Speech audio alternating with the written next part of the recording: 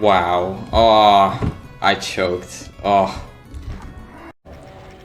I shouldn't have died to that cyber demon. That was the easy part. Well, let me ask you something.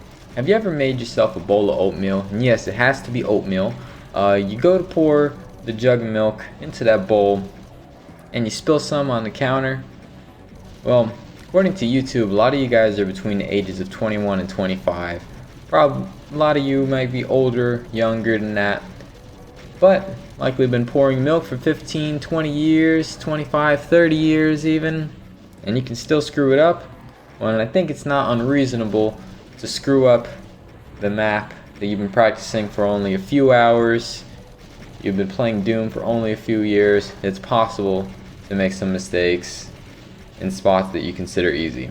So one of the things to help prevent this a little bit, and this is more with those fights that seem to be perfectly consistent in practice, or maps during a D2 wall that seem very consistent, is that you got to respect them. Respect that maybe it does contain a cyber demon, and so with one wrong move, you can die there.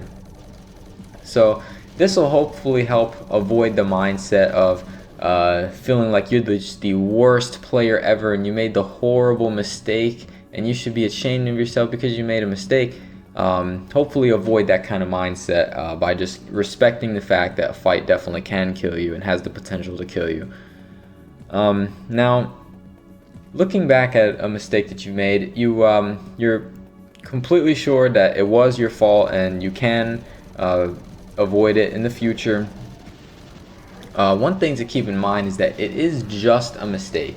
And what I mean by just a mistake is that it has nothing to do with the girl that dumped you a few years ago, has nothing to do with your parents being disappointed at a decision you made years ago. It is just a mechanical mishap that happened.